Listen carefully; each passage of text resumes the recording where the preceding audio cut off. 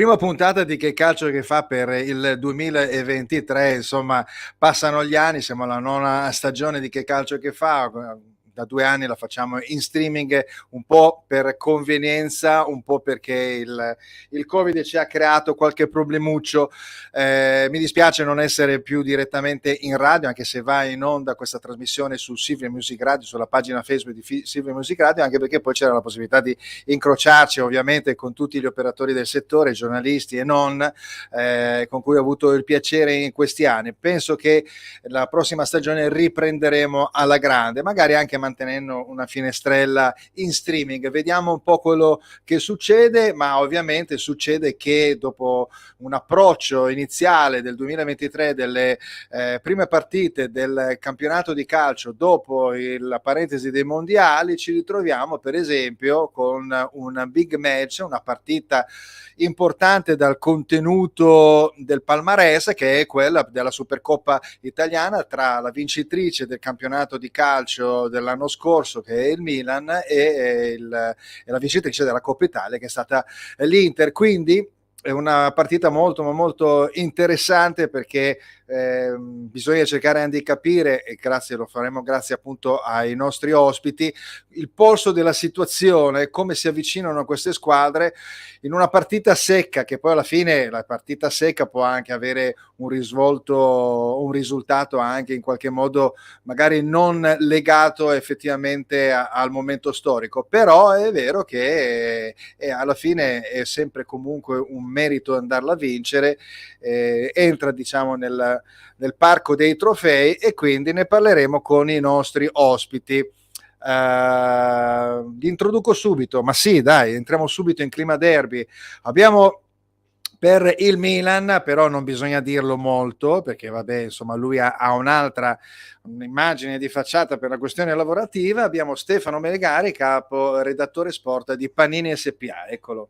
Buonasera a tutti, grazie per l'introduzione. Sono di facciata, ma sono milanista, tranquillo. Vabbè, non volevo neanche tanto spingere più di tanto questa tua leggera predominanza, però insomma è logico che mi sbilancio, ti ho visto con la maglia rossonera sui campi di calcio, quindi insomma non posso non evidenziare questo fatto. Qua abbiamo invece in doppio petto il cavaliere Pierluigi Arcidiacono, che rappresenta invece l'Inter. Eccolo qua, ciao cavaliere. Eccomi qua, ciao a tutti e in bocca al lupo per la prossima sfida. Rosso-nero-azzurra. Lo so che voi fate così. È un modo per iniziare in maniera scherzosa, per carità. Sì. Ce la giochiamo. Vai. Il tifo è quello che è.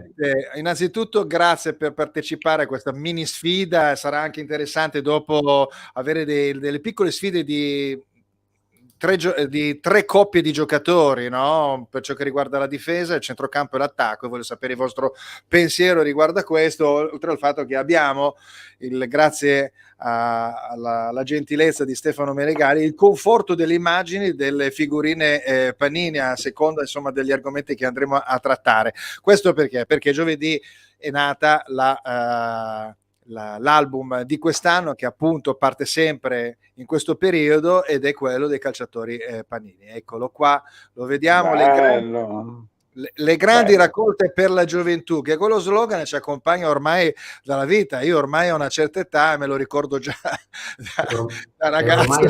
Esatto, è ormai la testata ufficiale sotto il quale si cela la calciatori. Questa è la 62esima edizione. Quindi. Sì, la 62 da 1961, giusto? No? È stato esatto, famoso. 62esima. Io sono quasi coetaneo, quindi mi manca poco per raggiungerli. Con la famosa copertina di un milanista, tale Linz Lidolm, su campo giallo, giusto? Sì, quella copertina. E qua abbiamo un milanista che predomina lì davanti con lo scudetto, un'immagine che è stata scelta ovviamente da Stefano Melegari, che è quella di Leao, che è ovviamente... La scusa è il fatto che lui è stato eletto l'MVP della stagione scorsa. era, diciamo, rappresentativo. Era Ma è sempre rappresentativo. l'omaggio per i campioni d'Italia è sempre uguale poi per tutti. L'avrei fatto anch'io comunque anche di Fede Nerazzurra, perché è una bellissima immagine, ovviamente, perché poi vengono concordo. Esatto, poi vengono presi anche i giocatori nelle loro immagini, no? Appunto Vlahovic che tira la maglia, il senso di appartenenza, anche se poi l'appartenenza in questo periodo la vediamo un po' ristretta. Poi abbiamo altri giocatori, Dybala, insomma, con i loro soliti messaggi e modi di esplodere a livello di, quando c'è appunto di segnatura. Prima di iniziare con tutto l'argomento, ci tengo appunto a precisare che ovviamente la trasmissione va in onda sulle varie pagine Facebook, una di queste è quella di silvermusicradio.it, e poi abbiamo anche l'angolo della beneficenza, un'associazione che conosco molto bene, conosci Frederick, per la ricerca e la cura della tassia di Frederick. Il sito di riferimento è www.per-emma.it. Unisciti alla campagna ogni giorno per Emma, e quindi chi fosse interessato, quello è libero per poter contribuire alla ricerca ovviamente di una malattia rara qual è appunto la tassia di Frederick, che purtroppo non vengono molto seguite dalle case farmaceutiche. E poi abbiamo ovviamente il discorso dei nostri social. Qua abbiamo Facebook, abbiamo dopo la pagina anche di YouTube, dove va in diretta la nostra trasmissione, ma come del resto anche su Twitch, e poi su Instagram per ciò che riguarda invece la connessione delle immagini su Instagram, appunto, a livello social.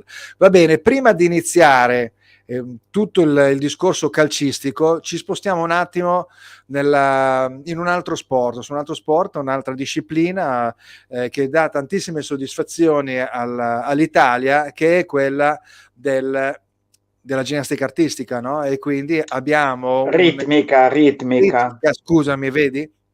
Ritmica, che dà tantissime soddisfazioni. Non so quanti trofei sono stati recuperati e vinti in questo periodo, in un lasso di tempo, l'avevo letto ultimamente, però adesso tu che stai seguendo tanto da vicino le farfalle, segue anche questa polemica, sulla quale non andiamo a soffermarci più di tanto perché noi non vogliamo fare polemica, però indubbiamente il discorso della Emanuela Maccarani e per le dichiarazioni che sono state fatte, che è stata incastrata in una certa situazione, alcune ragazze che l'hanno in qualche modo intimorita, la federazione che sembra aver glissato. Com'è un po' la situazione in questo momento? Ma la situazione è che in realtà il caso non esiste.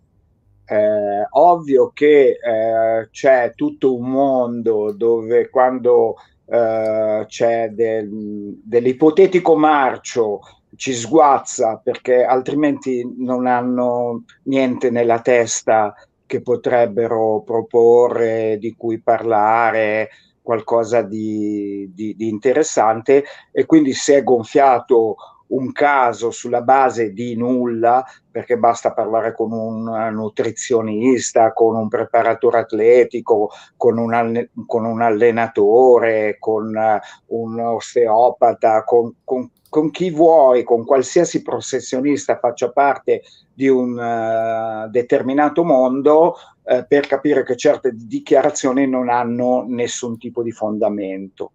La ginnastica ritmica e soprattutto la Maccarani è l'allenatrice che ha vinto di più di qualsiasi altro allenatore. Ma uno dice, va bene, ma se si comportava male chi se ne frega? Ma non si comportava male, perché chi invece vive in diretta le faccende di queste grandi campionesse, eccezionali campionesse, perché non esiste nessun altro sport, c'era il nuoto prima con la Pellegrini, dove c'è un'eccellenza così tale da essere considerate le migliori del mondo, cioè le farfalle sono le migliori del mondo nella loro disciplina, e molte delle farfalle che oggi sono in prima squadra, in pedana si va in 5, ma alle Olimpiadi si va in 7, sentite sull'argomento, ha detto: noi non abbiamo mai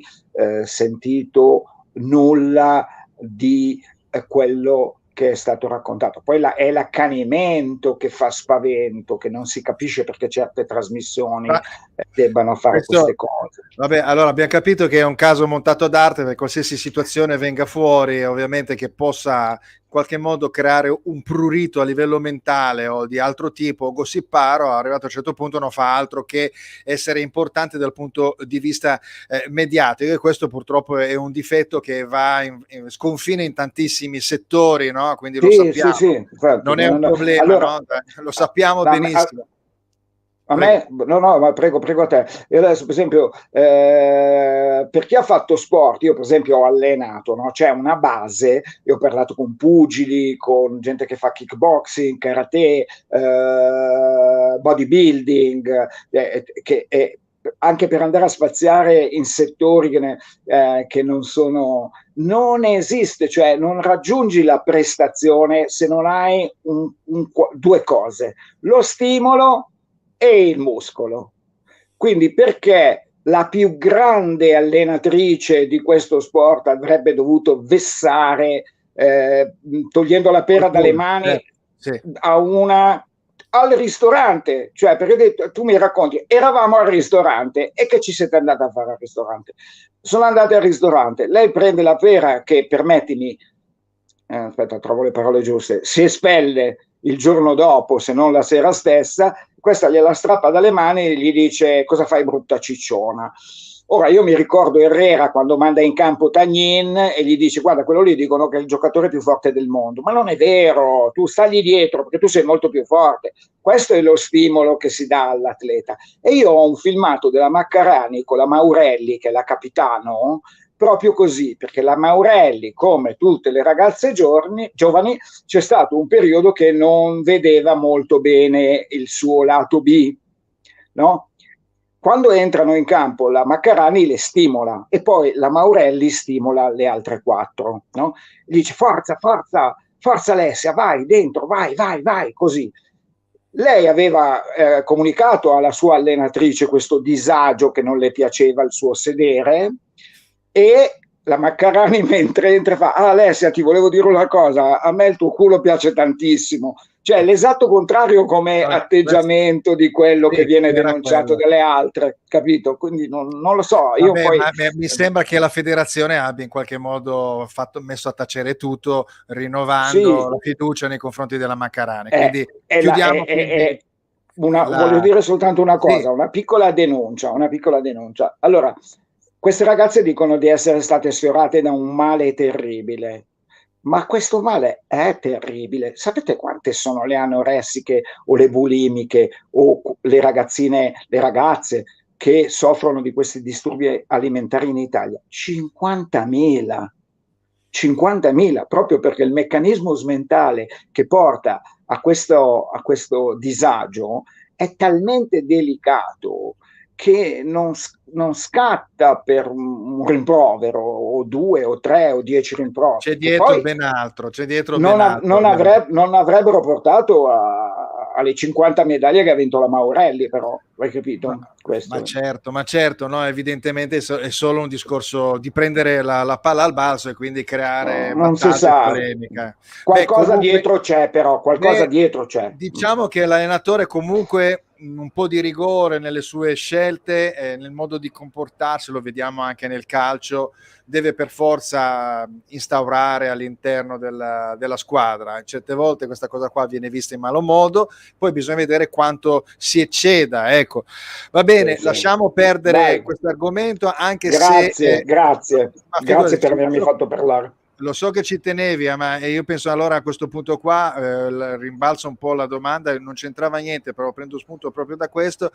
Mi viene ogni tanto il vago sospetto che il VAR, no, sia una situazione prettamente scandalistica, e quindi nel senso che crea automaticamente la possibilità di poterne parlare durante la settimana anche troppo. Quindi rimbalzo questa domanda a Stefano, non so se riuscirà a emettere un giudizio veritiero, perché magari lui, non so, è un po' più spostato ovviamente trattando il calcio, però aspetto da lui comunque una delucidazione riguardo a questo. Ma guarda, io ho una posizione abbastanza semplice, nel senso che il VAR è sicuramente uno strumento che in certi casi ha migliorato il gioco, in certi casi. Il problema è sempre, uno, la preparazione di chi lo usa questo mezzo. Secondo me è arrivato è piombato come un macigno in mezzo a uno specchio d'acqua e ha cominciato a fare le onde, e le barche che c'erano intorno hanno cominciato a muoversi, a cercare di mantenere la rotta. È una bella visione questa, dà proprio l'idea. Però il problema è che nessuno si aspettava queste onde, o magari nessuno era pronto magari erano tutti dei neofiti che cercano di navigare, stanno imparando a navigare. Il problema nasce proprio dalla preparazione, quindi serviranno un po' di anni perché comunque nasca diciamo una generazione di arbitri in grado di capire esattamente come funziona il VAR e come deve essere utilizzato, perché in alcuni casi mi sembra ci sia un'esasperazione del tipo di utilizzo del VAR, perché in certi momenti io non mi ritrovo in quelle che sono le dinamiche del gioco, perché un fallo che viene visto e può essere visto attraverso un fermo immagine non rappresenta quello che succede sul campo, perché lì si tratta di frazioni di secondo, di palloni che si spostano in un attimo, magari c'è qualche anche giocatore che ci marcia, lo ha sempre fatto, magari giocatori che ancora di più, ancora preparati a questa cosa, si spostano verso l'avversario proprio per cercare di andare a trovare il contatto, e in quel momento non è più la dinamica vera del gioco del calcio, perché determinate espulsioni, determinati falli di mano, ma come fai? Ieri sono stati a discutere un pochino su un fallo, su un possibile ricorso al VAR per un fatto in area del Bologna contro l'Udinese, in cui aveva deviato forse la palla il difensore dell'Udinese, che era a mezzo metro, cerca di intervenire a scivolone, ma ti voglio vedere a cercare di intervenire a scivolone, fare un movimento che sia congruo dal punto di vista del movimento, diciamo della coordinazione, non muovendo le mani, e quindi siamo a parlare del stiamo bloccando un po' quello che è il gioco del calcio, ecco, che è basato ovviamente su una spazialità del corpo umano che agisce in un certo modo, quindi però ecco, infatti all'estero viene utilizzato di meno il VAR, da noi invece, per questo dico c'è forse un po' più di polemica, anche perché poi gli episodi sono di più, e poi c'è una contraddizione, no? Perché adesso entriamo quasi in clima derby.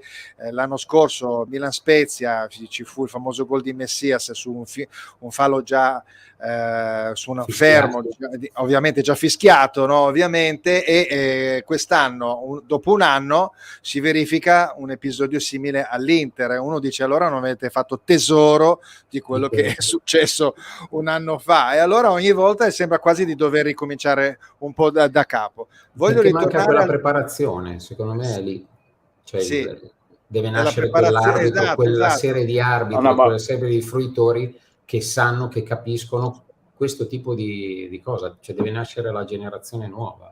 Hai ragione. Allora, che è un problema che abbiamo sempre avuto in generale con la preparazione dell'arbitro, che noi abbiamo arbitri di prima fascia, seconda fascia e terza fascia, e quelli però di prima fascia sono 4, 6, no? Questo è un problema generale. Io dico solo una cosa, perché sono un po' come una barchetta di carta in mezzo al mare, lo utilizzerei di meno, come avete detto voi, ma darei la possibilità alle panchine di chiedere un intervento per tempo. Questo, è sempre da fare. da fare un po' Se di c'è- attenzione, perché con l'ostruzionismo quell'intervento per tempo può bloccare magari Sì, un sì. momento di difficoltà che può avere una squadra, per esempio negli ultimi minuti, che sta difendendosi e magari è difficile, cioè, Guarda, non lo il so. regolamento, no, adesso io introduco una cosa, ma proprio veloce, veloce, veloce, veloce. Sì, Sembra che a un certo punto abbiano fatto delle modifiche di regolamento per complicare le cose all'arbitro, perché per esempio il famoso fuorigioco, che una volta era ci deve essere luce, adesso basta che ci sia la sì, punta del un capezzolo, centimetro. no? Esatto. Quindi perché non l'hai lasciato com'era, che prima era evidente, chiaro anche da uno che era in ultima fila al terzo anello di San Siro, e invece adesso il fuorigioco non lo vede neanche il compagno di squadra che è a 2 metri, capito? Lo Questo, so, è sempre molto molto difficile. Va bene, lasciamo sì, perdere un attimo. Qua abbiamo un amico, eccolo qua. Ciao Fulvio, saluta a tutti. Un abbraccio al mio direttore PG Arcidiacono, Maurizio Ceccarelli di Hashtag Inter. Lo salutiamo. grande.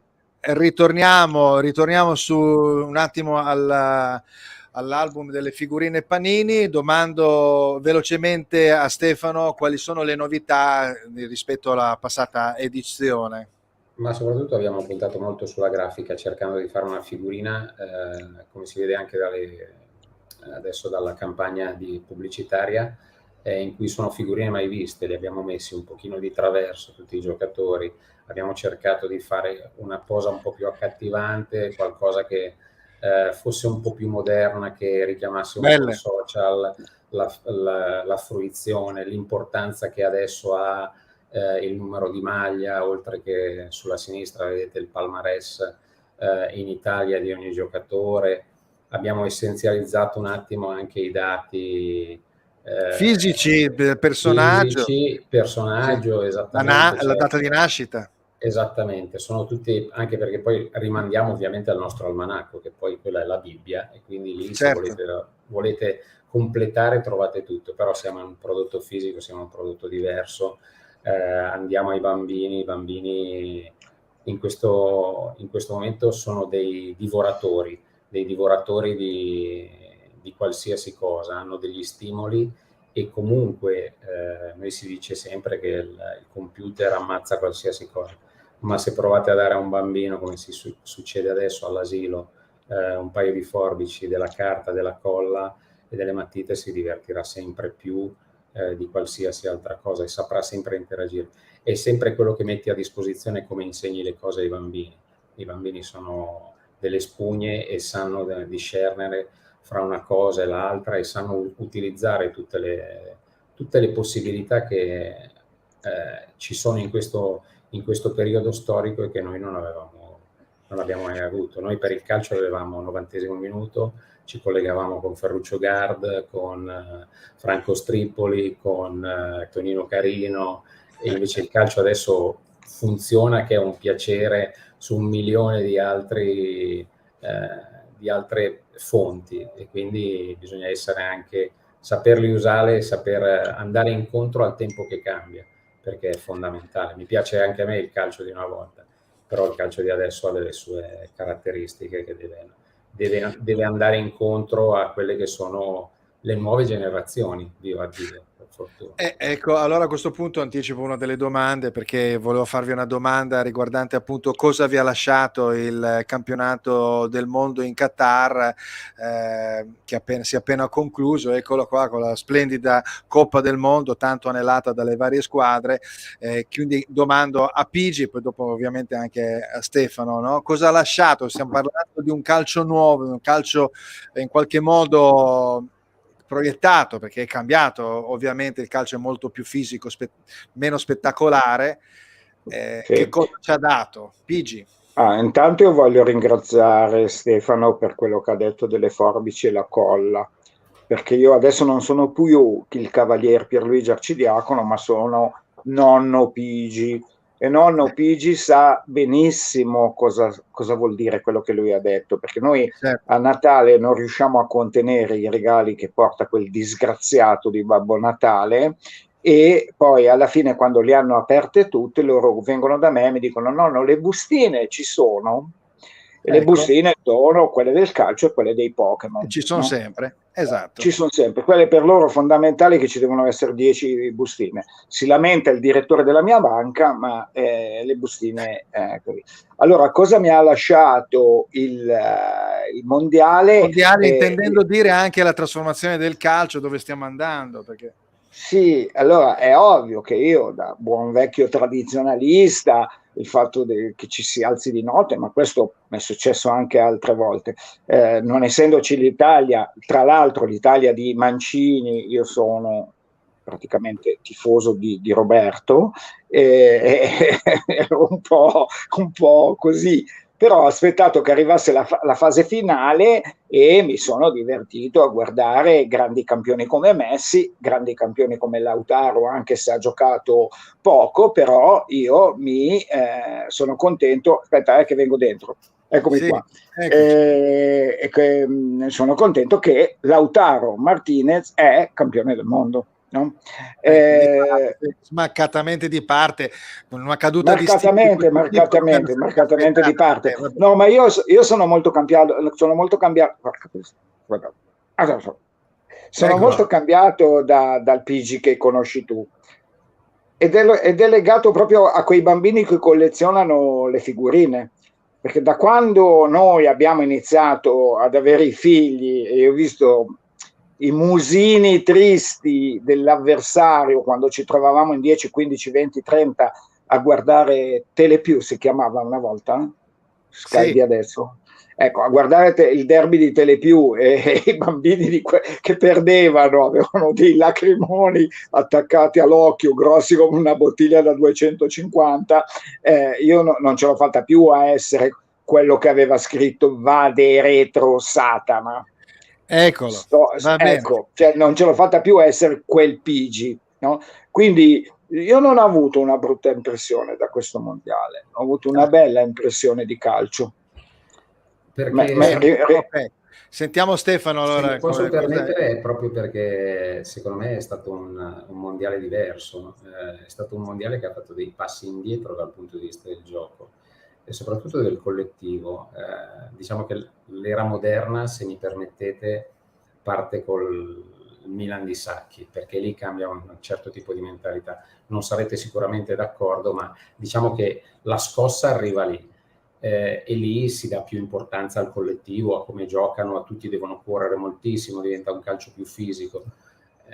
Invece questo qua è stato un mondiale in cui ha vinto una squadra alla vecchia maniera, in cui 9 undicesimi della squadra correvano per il loro 10, come si faceva una volta, forse per Mazzola, forse per Rivera, in cui tutti erano votati al sacrificio per far emergere quel fuoriclasse che era il vero trascinatore. Mi permetto di dire una cosa, che però tu parli di Messi, però Messi e Cristiano Ronaldo, che hanno monopolizzato secondo me anche troppo questi ultimi 12 anni il calcio internazionale, hanno avuto sempre delle squadre mostruosamente spostate verso di loro. Quindi stiamo parlando del calcio di Guardiola, che era bellissimo, spettacolare, che tra parentesi giocato con dei grandissimi campioni, perché non c'era solo Messi, però tutti spostati in quella direzione, quindi con un'intensità. Io mi ricordo Guardiola che disse: devo ringraziare i miei giocatori perché corrono veramente tanto, sembra che la palla giri ma corrono veramente il doppio degli altri. Quindi in realtà c'è stato calcio fisico, ma c'è stato anche, diciamo, tattica, e c'è stata anche bravura tecnica. In questo momento storico si è abbassato tutto a livello tecnico, però fanno le cose, però fanno le cose al doppio della velocità o al triplo della velocità che si faceva una volta. Questo è indubbio, ma il Barcellona di Messi, che vinceva tutto, non era solo Messi, aveva mi vengono in mente solo Xavi e Iniesta, che erano due giocatori meravigliosi. Non ho mai visto una squadra che si permetteva di avere come stopper Mascherano, perché erano così spostati in avanti che bastava solo un arcigno centrocampista per curare la punta. Ma il Barcellona di cui state parlando è quello del 2010? Sì, ho già capito dove volevo arrivare. Va bene. No, va bene, che bastardo che sono. Mi alzo le mani. No, quello del 2006-2007. Come Ecco. dicono i ragazzi che lavorano con me in alcuni video, il regista è un bastardo. Ecco, insomma, vabbè, te la sei tirato Senti, addosso. comunque su Sacchi sono d'accordo, su Sacchi sono molto d'accordo, è lì che c'è la svolta. Io non posso intervenire. Lì c'è un Io non posso cambiamento, c'è un cambiamento forte, nel senso che la squadra lì, addirittura lo spostamento è lì che poi dopo, anni dopo, mentre l'Erasaki un po' va affievolendosi e prende una connotazione diversa, quello che deve essere il campione non è più importante, quindi Van Basten viene messo un po' ai margini e Sacchi viene, cioè, anzi, il campione diventa importante, ma si perde mandando via Sacchi.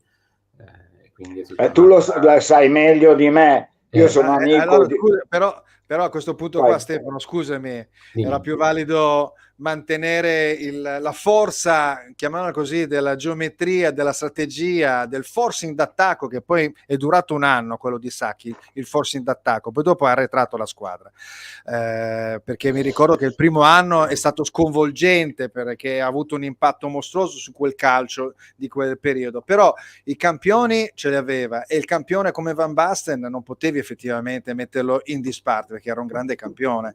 Cioè, io quello che accuso praticamente, appunto, diciamo, nei confronti di Sacchi è proprio questo, di aver relegato certi giocatori in un secondo piano perché lui doveva ovviamente incentrare tutto sulla sua disciplina tattica. Sì, però lui cambiò, cioè nel senso che capì di essere un po' troppo e l'anno dopo, per vincere poi 2 coppe dei campioni consecutive, non lo faccio apposta, però No, è un'analisi. è storia. Lui la riequilibra mettendo Rijkaard, che è un pendolo, paragonalo allo Xavi Iniesta di adesso, cioè del Barcellona vincente, cioè che quindi è vero, molto votati all'attacco, ma quando vede che comincia a mancare Colombo nella straordinaria forma, abbassa un po' la squadra, ma è giusto che sia anche il bravo tecnico, è capace anche di cambiare in corsa. Guardiola è stato bravo in questo senso, Ancelotti è bravo in questo senso, tutti quei tecnici che sono riusciti diciamo ad adattare il loro gioco a non rimanere fissi su quell'idea, sono stati vincenti più a lungo. Sarebbe da sì, è una discussione enorme. È una discussione enorme, non finirà mai perché io ce l'ho abbastanza. È bello per questo. No, è bello, mi piace molto. Io ce l'ho abbastanza con il gioco di Sacchi perché sono un trappattoniano, ho sempre pensato che il gioco debba essere in qualche modo calibrato in base all'avversario. Sacchi all'epoca diceva io non guardo l'avversario, adesso sarebbe veramente anacronistico quel discorso. Chiudiamo questo argomento, ne parleremo, se volete ci rinviamo a un'altra puntata. 4 ore, di 4 ore, eccolo qua, Alessandro Ravezzani, qua abbiamo il figlio del fotografo immenso, ciao Fulvio, ciao Pigi, e poi abbiamo qua il conforto sempre di Maurizio Ceccarelli, verissimo, Sacchi ha cambiato la mentalità del calcio italiano. Va bene, rientriamo in questo subito, velocemente, abbiamo questa partita mercoledì a Riyadh, Supercoppa italiana, Inter e Milan. Vediamo un attimo velocissimamente questo è l'albo delle partite, 9 vittorie su 17 partecipazioni per la Juventus, 7 vittorie su 11 del Milan, l'Inter ne ha fatte 10 e se per caso andasse a vincere riuscirebbe a raggiungere il secondo posto con le 7 vittorie. Poi abbiamo 5 della Lazio, mi sembra che 3 siano proprio di Simone Inzaghi, la Roma con 6 e via via tutte le altre. Allora, questi sono i 2 allenatori. In questo momento storico, Pioli e Inzaghi, quale dei 2 andando a perdere? Perché molti dicono se uno la perde è una coppetta. Cioè bisogna vedere sempre il ragionamento che uno fa degli altri, no? Cioè se uno è interista e la vince il Milan, dice tanto è una coppetta. No, non esiste. Uno la va a vincere e dice beh, insomma, abbiamo vinto la Supercoppa italiana. Allora com'è il ragionamento in questo? I 2 allenatori possono in qualche modo pagare un po' pegno. Penso a Pioli che ha fatto 3 partite di un certo tipo, pareggiandole, e sembra messo sulla graticola. Basta una partita persa e anche Inzaghi viene messo nella graticola, cioè qua non puoi andare a perdere mai. Stefano. Posso parlare io? Scusa. Vai Stefano. No, vai pure. Vai. No, allora mi dispiace per tutti gli altri tifosi del mondo, non d'Italia, del mondo, ma non esiste nessuna partita come Milan-Inter o come Inter-Milan. Quindi la partita che si giocherà per questa finale sarà comunque una bella partita. Per quanto riguarda gli allenatori, noi abbiamo un pubblico un po' diverso, sai, tu lo sai Fulvio, sono disposti a flagellare chiunque, dal giocatore al portiere, all'allenatore, al presidente. Guarda che annuisce anche Stefano, noi forse un po' di più, però è uno vecchio sport. Io mi ricordo Rummenigge che fece un salto come quello delle farfalle, rovesciata dal limite dell'aria, traversa, e quello di fianco a me disse che l'Edmund Insegna lo faceva. Questo qui è il nostro pubblico. Ora, hai preso proprio l'esempio giusto, Rummenigge che faceva rovesciate in continuazione. Ma quella lì fu una roba pazzesca, che non so come ha fatto a non spaccare la traversa. Questo così. Quindi insomma, chi soffre dei due, velocissimamente? Abbiamo tante cose da domandarvi. Lui. Chi soffre? Sì, tu soffri. Sì, credo di sì. In questo momento perché il Milan, come diceva la Gazzetta oggi, ha la pancia un pochino più piena. No? Lo dice la Gazzetta. Secondo me però ci sono le virgolette, quindi non l'ha detto il giornalista, l'ha detto qualcuno. Stefano. Io non credo, cioè mi sembrerebbe impossibile avere la pancia piena dopo che ti sei divertito come un matto a maggio. Cioè io non ho la pancia piena, assolutamente. Certo. Una finale, qualsiasi sia la coppetta, ma io una cosa che mi ha sempre dato fastidio dell'epoca del Milan ritorno su Sacchi e gli anni successivi, quando snobbavano la Coppa Italia. Io la Coppa Italia l'avrei vinta tutti gli anni, avevano una squadra superiore, perché non la vinci? Cioè certo. È vero che io sono portato fuori dal mio lavoro e quindi vedo l'almanacco, l'albo d'oro, ma io vedere la mia squadra che ha vinto 20 Coppe Italia, cioè sarei tronfio mi ricordo un'affermazione di Adriano Galliani nel 2003, dopo la Coppa o prima della Coppa dei Campioni, non mi ricordo più, fu vinta la Coppa Italia dal Milan, e tutti dicevano, ma tanto abbiamo vinto la Coppa dei Campioni, no, la Champions League. No. E invece vuol dire andare a prendere tutto, vuol dire segnare il periodo storico. Lascio un attimo qua qualcuno che si è inserito. Buon pomeriggio, carissimo Fulvio, ecco Biagio Castagna che è il radiocronista del web, e poi Cristiano Meloni, amico da Cagliari. Ciao Cristiano. Andiamo un attimo a vedere, perché la cosa che mi piace di più è andare a guardare un attimo, perché poi abbiamo anche le figurine, eccolo qua. Non mi avete detto chi soffrirà di più in caso di sconfitta, sintetici, Stefano Pioli o Simone Inzaghi? Tu dici in caso di sconfitta, è un po', io dicevo in questo momento. No, in questo momento, ma comunque è chiaro che è una situazione difficile questa, perché se Pioli l'hanno già messo in discussione, Inzaghi l'hanno messo in discussione all'inizio del campionato, però viene da 6-7 vittorie e un pareggio col Monza, insomma. Secca, quale dei due? Tutte e due uguali. Sì, in caso di sconfitta. Se perdi è un disastro per tutti e due. Come diceva Pigi prima, il tifoso dell'Inter ama flagellare in caso di sconfitta, ma il tifoso del Milan dopo dimentica troppo rapidamente determinate vittorie. Lo vedo, cioè adesso sono lì che si lamentano perché il Milan, è vero, è secondo, è a un'eternità dal Napoli, ma ti dimentichi, cioè devi vedere il contesto in maniera globale. Cioè il Napoli quest'anno ha fatto una stagione che li hai viste anche l'altra sera, a volte sono ingiocabili. Sì, che hanno però quei due dovrebbe, giocatori Stefano, sono... dovrebbe anche far pensare questo, no? Perché da un certo punto di vista una squadra così meravigliosa o si è abbassato il livello di tutte e No. loro sono più bravi, cioè, e poi abbiamo ancora 20 partite da fare. Appunto, uno, cioè non è finita e poi dopo, cioè, come fai a fare dei giudizi? L'unica cosa che posso Allora, dire da tifoso è che non ha fatto magari giocare i nuovi, punto, li avrebbe dovuti far giocare un pochino di più, ma lì del resto io sono 2 o 3 anni da quando è arrivato Pioli che mi diverto.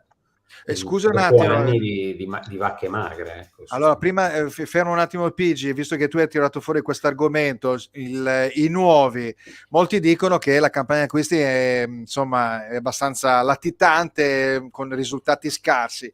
I nuovi sono anche giovani e è sempre il solito discorso, i giovani che vengono presi bisogna saperli aspettare, quindi lui poi va sulla sua solita scelta, no? Chi gli dà garanzia? Questo per forza, però io è vero che sono magari momenti diversi. Si parla tanto di De Ketelaere che sta giocando da schifo, ma io ricordo un allenatore del Milan che mi diceva: guarda, lo straniero lo devi, se non arriva subito, si cala Pronto? perfettamente, devi comunque tenere conto che dei mesi li perdi, perché questo è un uomo ed è fondamentale, che cambia tipo di vita, stile di alimentazione, stile di allenamento, cambia qualsiasi delle sue abitudini e quindi magari paga pegno anche nel suo lavoro, ma è come chiunque. Cioè, se io mi È mettono a successo fare ai una... grandi, eh? È successo ai no, grandissimi, e, cioè, e li poi contiamo sulle dita di una mano. Cioè, Certo. il compagno di squadra, io mi ricordo un collega giornalista che disse a Ranocchia: ci sembra un pochino meno sicuro, e lui ha detto: sì, ma io l'anno scorso giocavo con Cordoba e Samuel, che non vuol Vabbè, dire sminuire i sì, miei compagni cambiano di anche le oggi. cose, certo, Scusa, certo, avevi un questo è... altro, certo. avevi un altro tipo di approccio, cioè, voglio vedere, cioè, dopo anni che giochi con dei fuori classe che, cioè Samuel era, a me Samuel faceva sempre ridere da morire perché era fortissimo, era cattivissimo, cioè aveva dopo 2 minuti La andava a la tirare la stecca, stecca la a quello stecca. più pericoloso, ed il gioco del calcio è quello anche, Cioè, Sì, Sì, sì. sì, no, lui è è proprio, dentro quelle cose lì. ma se non era cattivo, era molto No. rude e faceva vedere la sua presenza, no? Quindi io ci sono, vieni avanti. Giocava a calcio, Esatto. faceva quello che si deve fare sui campi di calcio, come si è sempre fatto. Cioè niente di che, niente di più o di meno. Senti, adesso a questo punto qua, tutte e due, scusa Pigi, doveva aggiungere Deve qualcosa? aggiungere, ti ho interrotto. Ok, No, beh, abbiamo ok, 2000 argomenti. va Cito bene. soltanto Dimmi. uno che non è un mio mentore, assolutamente. Lo ringrazio per il mondiale, ma non è un mio mentore. Lippi diceva: sì, tutti criticano la Coppa Italia, la Supercoppa, però intanto ci devi arrivare. Eh beh, Questo certo, era il suo è la insegnamento. ciliegina sulla torta. Allora, Eh, io per giocare un po' ho tre confronti di giocatori dell'una e dell'altra parte. Mi piacerebbe sapere il vostro pensiero riguardo a questo. In questo momento storico, per esempio, abbiamo questa coppia che è Teo Hernandez del Milan e dall'altra parte abbiamo Federico Di Marco. Ovviamente uno dice Federico Di Marco sta volando in questo momento storico, mentre Teo Hernandez è un po' più involuto. A me preoccupa molto perché se è involuto Teo Hernandez, perché ha avuto un attimo di tregua dopo il mondiale, può darsi che invece in una partita del genere possa diventare invece il personaggio di riferimento. Lo vediamo poi qui nella figura Panini, numero 19, eccolo là, con i suoi capelli biondi. Parto da Pigi che sarà un estimatore di sicuro di Federico Di Marco. Di Marco noi l'abbiamo scoperto, noi parlavamo di Di Marco quando era ancora under 18 Sì, su #inter.it, per cui in lui ho una grande fiducia. Ho un po' paura perché è uno di quei giocatori che l'allenatore deve tenere, deve dargli il bromuro prima di entrare in campo, e nonostante questo lui fa quello che sapete. Però in una finale contro il Milan mi fa un po' paura. Non so se ho reso l'idea del perché. Sì, perché lo toglie sempre abbastanza presto per mettere dentro Sì. Gosens, e poi queste sono partite che possono durare 120 minuti, quindi è ovvio che Ecco, dopo la questo. seconda scelta non è magari ottimale in questo momento storico. Stefano. Però è un giocatore che ok. mi piace moltissimo. Vai, Stefano. No, Stefano. ha ragione, cioè, credo che anche ci siano dei giocatori che possono fare la differenza nonostante magari abbiano un tasso tecnico minore, ma il senso di appartenenza che ha Di Marco è quello che io vedo anche con i dovuti magari parametri, perché hanno ruoli diversi, in Tonali, cioè quello che comunque è un tifoso prima di tutto, e il giocatore tifoso ti dà un piglio e una Qualcosa. spinta, un qualcosa di più. Se te lo togli e metti Gosens, perdi qualcosina. magari Gosens mercoledì segna il gol della vittoria, però è un'altra cosa, cioè magari Senti, Stefano, una cosa, ma Teo Hernandez, che da quando è tornato non è ai massimi livelli, però è un giocatore che non è che può essersi perso così da un momento all'altro, è una questione fisica. È una questione fisica, è una questione di testa, e soprattutto il sabato sera col Lecce è stato un disastro. Nel primo tempo, se eravamo sotto alla fine del primo tempo 3-4-0, non c'era niente da dire, e questa è la cosa grave. Pur avendo una fiducia illimitata in questa squadra. Però Teo è quello che scende in campo e magari ha bisogno di concentrazione magari un po' superiori, ed è questo uno dei suoi limiti, per cui adesso non è ancora tra i grandissimi al mondo, perché ha un passo che è può essere diverso rispetto può essere che la delusione della mancata vittoria, no, perché poi capisco se hai tempo di roderti dentro come capitava nei mondiali classici. Non hai avuto il tempo, cioè tutto un mondiale, tutto diverso, una stagione completamente ma poi forse diversa. anche più passa il tempo, più si rende conto che lui comunque è vice campione del mondo, perché vabbè, non c'era 4 anni fa quando hanno vinto gli Giroud e gli altri, ma insomma, sei vice campione del mondo, non è che sei l'ultima ruota del carro. Velocissimamente, il simpatico Teo non è un campione, ha fatto la differenza il primo anno perché nessuno lo conosceva, adesso è un terzino semplice, chi mi l'ha sempre sul calcassato, e sempre Cristiano ha voglia di fare le battute. Ovviamente andiamo avanti invece con la prossima contrapposizione. Hai parlato proprio di Tonali, io metto Tonali e Çalhanoğlu. In questo momento storico Tonali è veramente molto ma molto importante per il Milan, perché dà quel qualcosa in più, ma anche Çalhanoğlu è diventato un po' una scoperta in quel ruolo, è molto ma molto importante, specie vista l'assenza di Brozovic. Pigi, come vedi questo centrocampo da una parte e dall'altra? No, qua anch'io sposo Tonali, no? E mi permetto di prendere un po' in giro Stefano, perché tutti i tifosi milanisti ci avevano detto che Çalhanoğlu sarebbe durato 6 mesi, ma dopo spariva, no? Vabbè, il problema è che riappare la domenica dopo. Il problema è questo. Dai. No, Tonali vince Tonali. questa sfida. Sì. Ok. Stefano, ovviamente vince Tonali, perché Çalhanoğlu non puoi dirlo, anche perché poi io mi arrabbio un po'. Perché io ci ho messo 100 partite, cioè nel Milan, per vedere giocare Çalhanoğlu in maniera come gioca adesso, però evidentemente aveva bisogno di cambiare, aveva bisogno di tempo, aveva bisogno di un'altra... È quello che abbiamo detto prima, sia il fatto che è straniero, sia il fatto di chi ha di fianco, sia il fatto di dove lo metti in campo. Sì, è diverso, e quindi magari è maturato, magari ha fatto quel qualcosa in più, gli ha dato quel qualcosa in più Inzaghi, che evidentemente qui non poteva dare o non sapeva dare. Tutto qua. È l'evoluzione di un giocatore, è il bello anche questo. Beh, infatti, ma anche Tonali stesso si è veramente espresso nel migliore dei modi. Abbiamo il prossimo scontro, andiamo in attacco, e qua abbiamo il Dzeko, Edin Dzeko, e poi abbiamo Giroud. Pigi, io qua... abbiamo i vecchietti qua, quindi... Dzeko lo adoro da quando giocava con la maglia giallorossa e fece una grande partita adesso non ricordo quale, perdonatemi, in Champions, dove recuperò 1500 palloni, ne giocò 1490, e poi mi sembra che la Roma comunque uscì e non rimase dentro. Io da quella partita lì è diventato uno dei miei giocatori preferiti. L'anno scorso soffrivo molto per questa sua condizione che sembrava un attimo...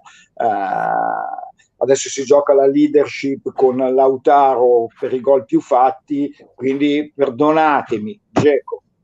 Ok, Sì, Stefano. sono due giocatori diversi, uno che sa manovrare meglio, e questo è Dzeko, è indubbio, un altro che invece ha fatto comunque anche lui del gioco di squadra una sua caratteristica, però un pochino più vicino all'area. Uscire dall'area è un pochino più difficile per Giroud, mentre Dzeko può essere devastante sia nel dribbling sia nel suggerimento al compagno che arriva da dietro. Non paga... Sì, prego, scusa. No, Dzeko mi piace tanto. Io diciamo che facciamo volevo dire... 51 Dzeko e 49 Giroud, perché sennò poi dopo mi insultano gli amici. No, ma va bene. Io devo dire una cosa, e voglio sentire l'opinione di Stefano. Noi abbiamo queste due difese che ogni tanto, non so, si vede che gli suona il telefonino Sì. Secondo me noi abbiamo un lieve vantaggio sul portiere che mi sembra molto lieve, che mi sembra molto più forte. Però abbiamo anche un problema che io ho captato di incomprensione tra lui e alcuni difensori. È ovvio che chiunque direbbe sì, perché Skriniar adesso così non vanno d'accordo nello spogliatoio e via dicendo. Non lo so, secondo me loro in questo momento non sono felicissimi di giocare insieme. Parlo del reparto difensivo, però comunque il nostro portiere ha un lieve vantaggio sul vostro. E sul nostro attuale sicuramente, perché comunque sì, molto del rendimento della difesa sicuramente è dovuto al portiere che hai dietro. Se dietro ti senti sicuro, giochi sì, in un'altra maniera, certo, perché con Maignan dietro si giocava con meno apprensione, e lo vedi, è palese, per carità. Poi sono due giocatori, cioè il giocatore fuori classe, e Maignan secondo me è un fuori classe in questo momento. Cioè, l'ha fatto vedere in un anno in cui non ha giocato tutte le partite, ma il rendimento è stato strepitoso. Forse adesso ancora devono calibrarsi con Onana, perché è entrato poi improvvisamente all'ultimo secondo. Era mi viene quasi da dire a furor di popolo, ma credo che Inzaghi sia talmente al di sopra che sapeva benissimo che prima o poi ha accelerato certo, un processo ineluttabile che era la sostituzione di Handanovic. Certo. Peraltro Handanovic è sempre un gran portiere, è un gran portiere. Caspita.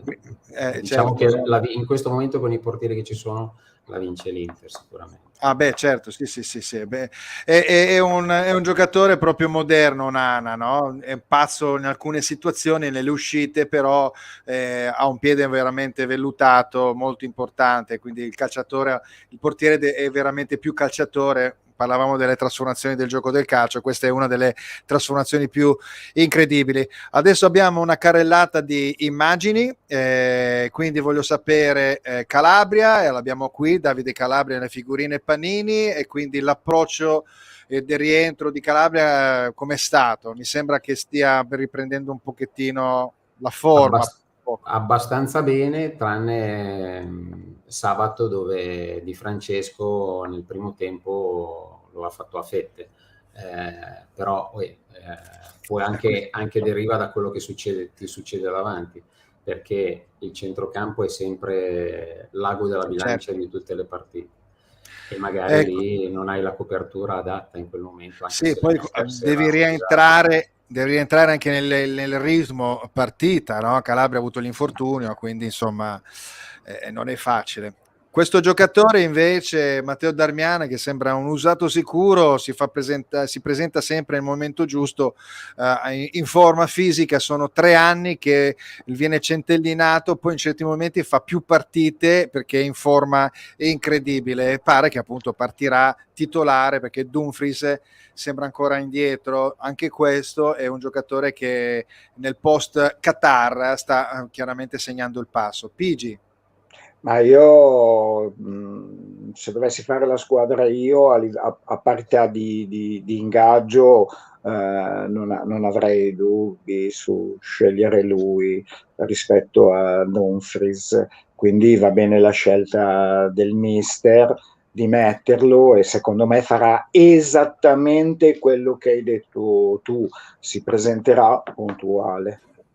Ecco, questo giocatore invece che partito così un po' in sordina sta diventando comunque importante perché sa più o meno fare tutto, al di là del sombrero a centrocampo contro il Monza, però è un giocatore che ha corsa, tecnica, esperienza, ogni tanto va anche al tiro, fa anche qualche gol, aiuta molto il centrocampo. Pigi, questo giocatore può essere anche magari, che ne so, determinante con un'azione ben precisa, e essere quindi lui, che ne sai, fino adesso non ha ancora segnato. No, io lo conosco poco, però è esattamente il quadro che hai fatto tu, è un quadro abbastanza preciso, è preciso, non abbastanza. Non mi aspetto il gol da lui perché è il modulo di Io gioco me di... l'aspetto invece, perché lui qualche gol Sì, importante, pesante, li ha sempre fatti. Anche lui giocava nello dai. United e quindi era anche un giocatore importante. Faccio vedere un Allora altro.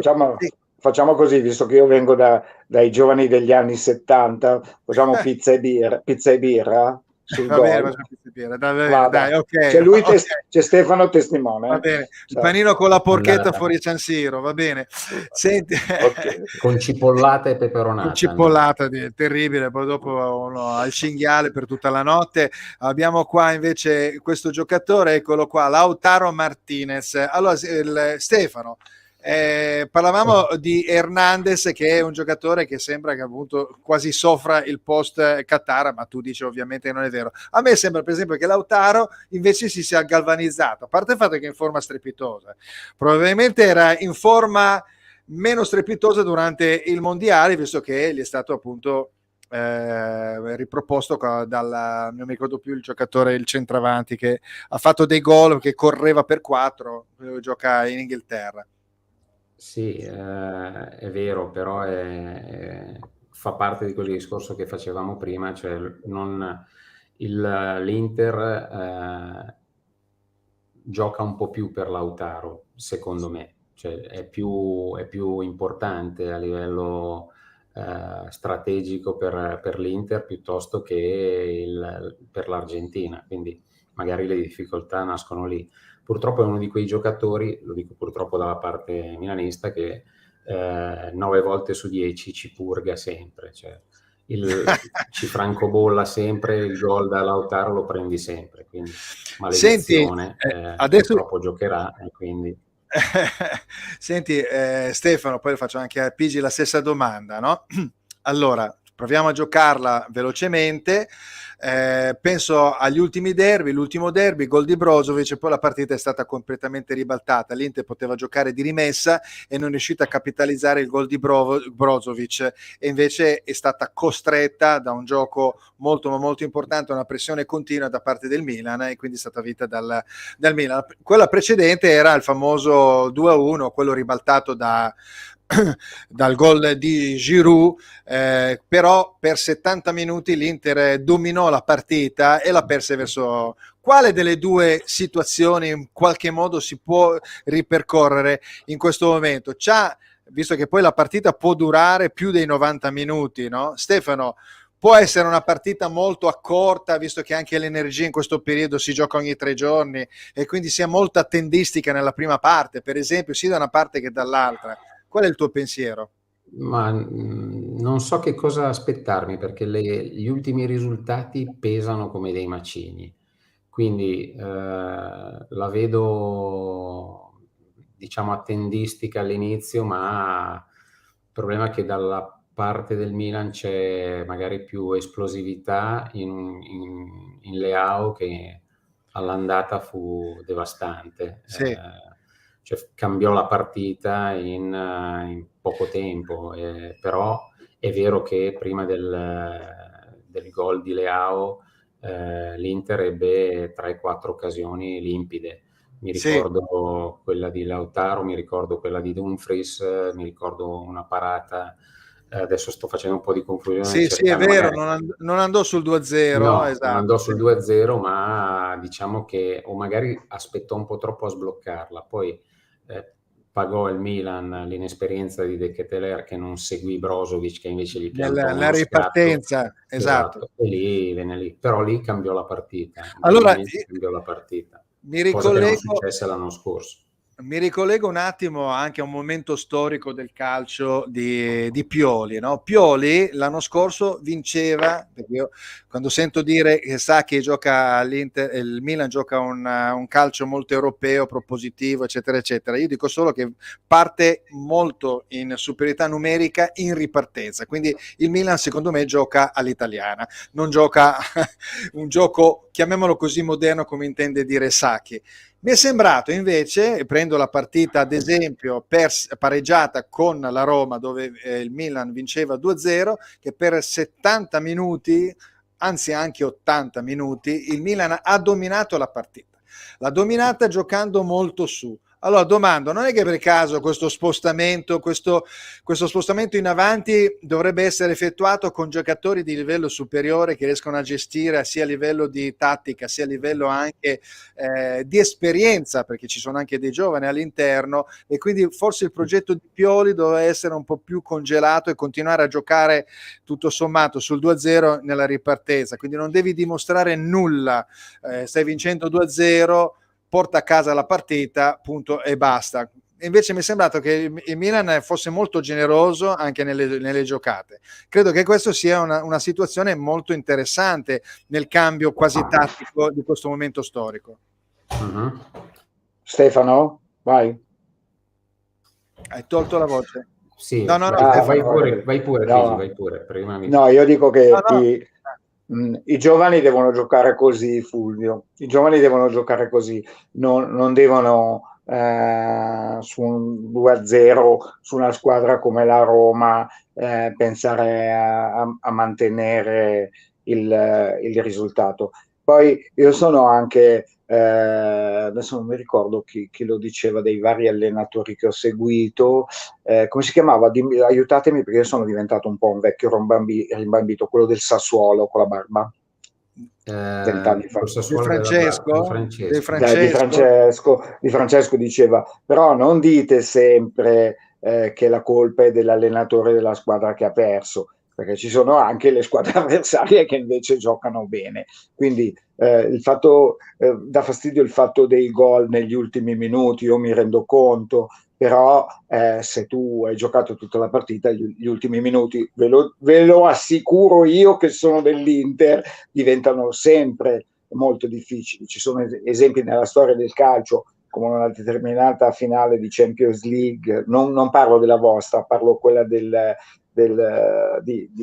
Matteus, che venne sostituito per prendere l'applauso e prese col Bayern. Esatto, due gol, Manchester United. 2 gol in un minuto, all'inizio del 93esimo e alla fine del 93esimo, e quindi secondo me il Milan per quella partita, in particolare con la Roma, non ha nulla da rimproverarsi. Anche perché all'allenatore non puoi rimproverare nulla. No, soprattutto all'allenatore. Ma Stefano, questo cambio tattico, io voglio sapere da te questo cambio tattico. I 2 gol sono arrivati, cioè se devi trovare da calcio piazzato, sì. Allora l'allenatore cosa c'entra? Lì è un problema di capire. Però molti hanno detto hai un po' troppo abbassato il baricentro, volevi invece giocare un po' di più.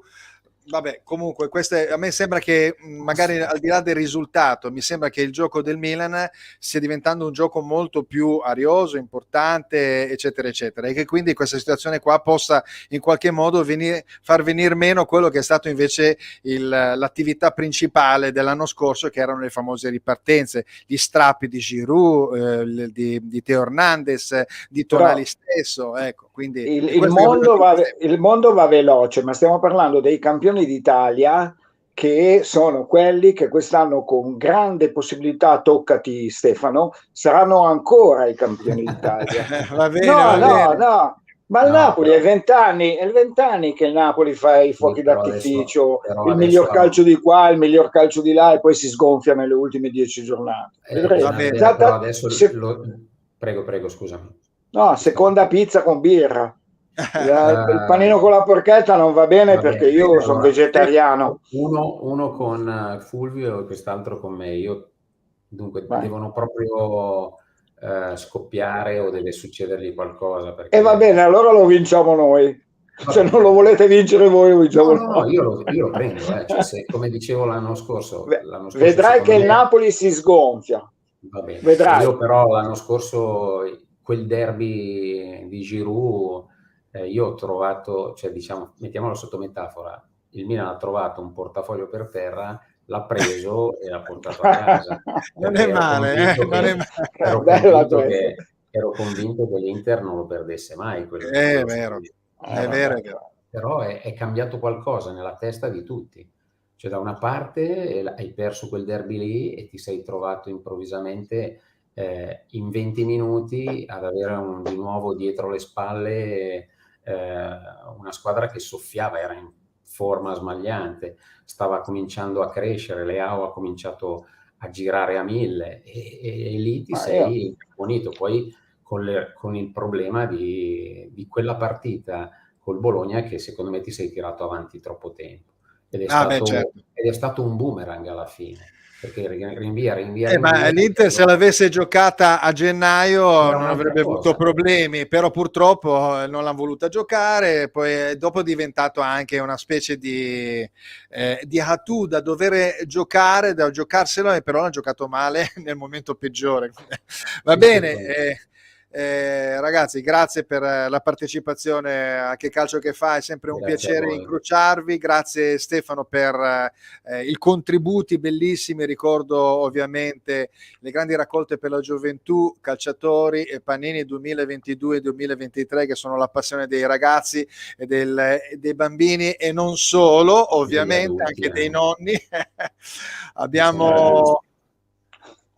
Stefano, ti ringrazio per aver fatto una bella collezione, perché almeno sarò soddisfatto di spendere i soldi per i miei nipotini. Ti ringrazio, troppo gentile. Grazie a te. Bene, grazie Stefano. Il mio stipendio.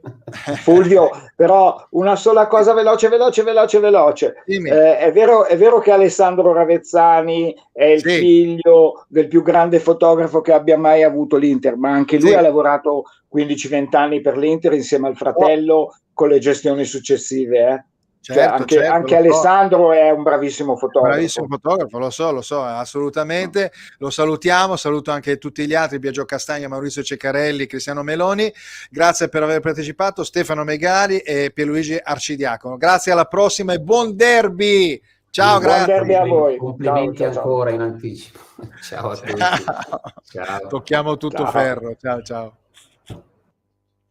Vabbè, tocchiamo un po' di tutto, perché non sappiamo come andrà a finire. Come vedete, alla fine la cosa più divertente è prendersi un po' in giro, al di là di quelle che sono ovviamente le appartenenze e il tifo ovviamente calcistico, che imperversa ovviamente in tutte le latitudini italiane e non solo. Bene, siamo arrivati alla fine della trasmissione, noi ci sentiamo ovviamente su Silvio Music Radio, ci vediamo settimana prossima con un'altra puntata di Che Calcio Che Fa. Grazie per aver partecipato, buona serata.